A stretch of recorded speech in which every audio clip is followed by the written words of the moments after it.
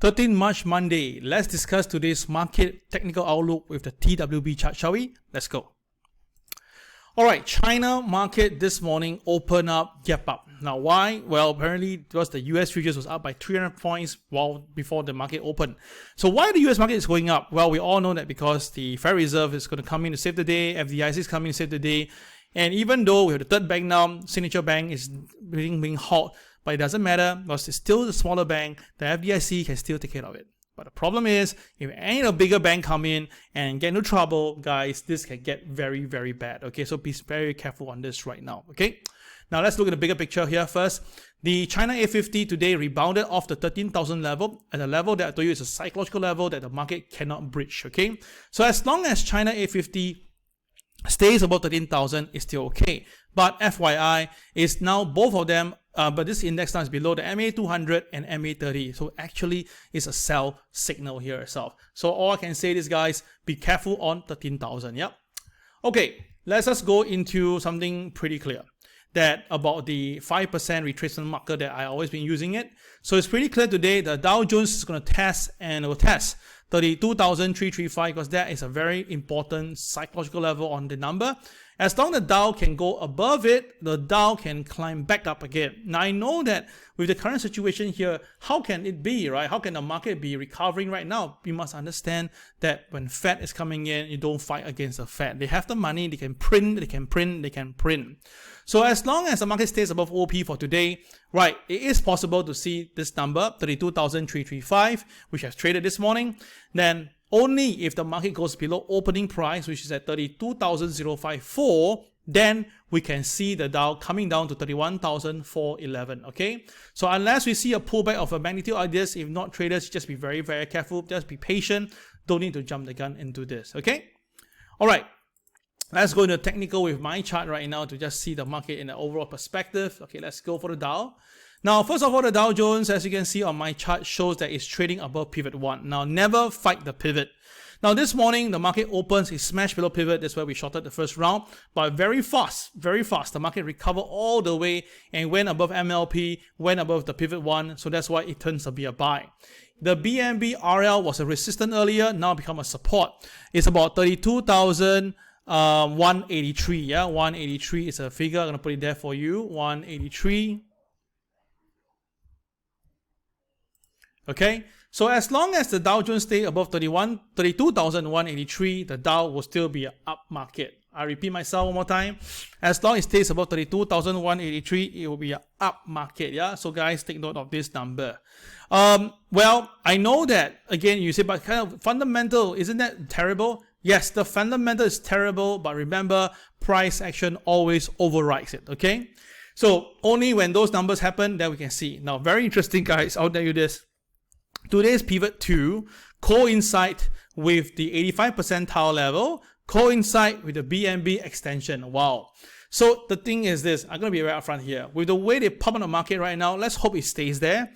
If the Dow Jones basically loses opening price, 32,054 later in the night, okay?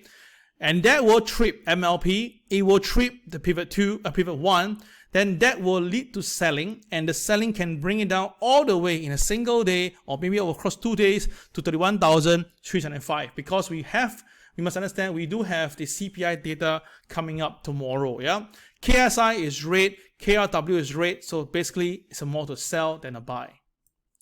Okay, now for the NASDAQ is different. The NASDAQ, wow, look at it. NASDAQ this morning opened exactly the MLP level, and then it went up, broke pivot 1, 11,927, and of course it broke BNB also at the same time, and now it's turning color.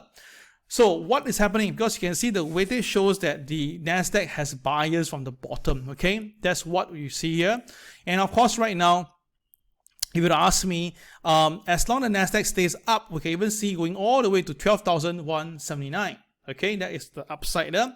Now, if the market pulls back later, then it must stay above at least the pivot 1 at 11,927. Only if the market loses the opening price of 11,912, then the selling can bring it down all the way back to MA200 as that's 11,806 level. Yeah, so traders, watch out for this. KSI is definitely on the red side, but KRW is not, so there's going to be a fight. Now S&P 500, we can see very clear S&P came down all the way, misses the 80% mark. Now do understand why, because that is the bear territory. 3855 is a bear territorial level. So the thing is that last Friday the market tested it and rebounded. Today it missed it by a whisker and rebounded, and it stays above pivot 1. So same thing again, guys. Pivot is a very powerful system. As long market is staying above OP and above pivot 1, usually it's a buy, and that's why the market is going back up. Now the thing is this, the BNB RL and SL, let me do SL today, is somewhere around here at about 39.07. So as long as the S&P stays above 39.07, we are still okay. And let me take this is not involved here right now, it's an 01. And if you can go higher, he may test 39.48. Okay, that is the MA 200. So same thing once again. If the market stays up, no problem. But the market, if it goes below opening price today, 38.87 is the opening price, then I can tell you this: the selling should be able to bring it down all the way to 38.13 level by this week. So traders, you have to watch this very, very closely. Okay. Now for the Hong Kong market, right? You can see this morning Hang Seng open, traded down, missed my KTR -2 by just 1 point. Oh, what a waste. And rebounded strongly all the way, breaching past MLP, MA 200, and now it's above BNB extension. Okay, I'm going to put it very simple. As long as the market stays up, it's fine. But 19,539 is the BNB extension. The market has to stay above it. If not, the selling can bring it down all the way below pivot 1, and that could be even worse, because when the market break pivot 1, it can go all the way down to this point here, and that is actually 18,984. That means going down below the 19,000 figure. Now if you ask me, right, what do I really foresee now? I can see that the market is everyone doing the same thing. They are pumping up in the Asia market, drawing funds in probably, or basically draw in people who think that the market has bottomed out, and then later on, if the guys really want to dump, they'll dump it quite hard and tough, and that will actually give a lot of trouble. So that's my view here. With the third bank now being hot, right, I believe there are more to come very, very soon. Now Nikkei basically did a solid recovery. It broke the BNB extension 27,642, and it misses MA 200 by a few points, and then recover all the way. Alright, so for Nikkei at the moment right now, right, it is now trading. Okay, it's trading at the 90th percentile level. Of course, this is based on the last 20 years number. So the thing is this right now, if Nikkei cannot go back above pivot 1, then the selling should be bringing it back down, back to the 27,642, the so-called the BNB extension, right? Alright, for Nikkei, we know that the KSI is red, but the KRW is cyan. So again, you can see the market did a very strong recovery towards the end. Yeah, this is the first session. So when you have the market still bullish at the moment from the bottom, you expect to see buying coming up very fast. It's a V-shaped recovery, but it may not have the strength to continue. Yeah, so watch out for that. Now for crude oil, well, it's bouncing around. On Friday, the crude oil bounced below the BNB support level, went down all the way to 74.70, and then it rebounded all the way up again. So all I can say for crude oil, this is no longer be the highlight, because now the market focusing on the financial stock. But if crude oil price do go up and goes above $77.93, this could actually again bring the market back up. Okay, honestly, I'm pretty bullish with this. With crude oil. I still think that crude oil go to $80, but because of the current situation now and recession may be coming in soon, crude oil may have a bit of jittery as we go along on this. Yeah. Okay. All right. So that is crude oil. Then how about the currency market? Let's take a look. Now for the currency market, the dollar is coming off, because now the only way to save the day is to stop increasing interest rate or print more dollar.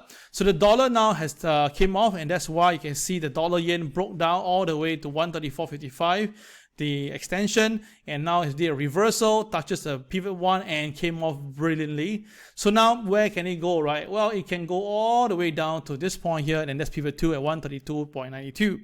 But the thing is the reason why for that is because of the dollar, and if the dollar is still declining, then of course that will bring more trouble into the market. Yeah. KSI is green, KRW is red, so that's why we have a bit of buying from the bottom, but then selling from the top. Okay. All right, let's look at the bond, the pound.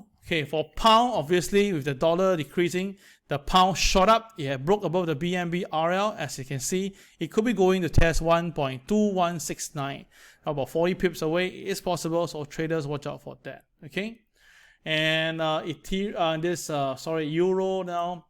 Now euro, of course, gap up this morning. Yes, indeed, because of the dollar, and now it's still firming strong. So as long as the euro continues to climb up, right, we can see the euro going up to test 1.07820. It is very possible, but like I say again, guys, all we can say is that the dollar shouldn't rebound, but if the dollar rebound, then all this will turn around again.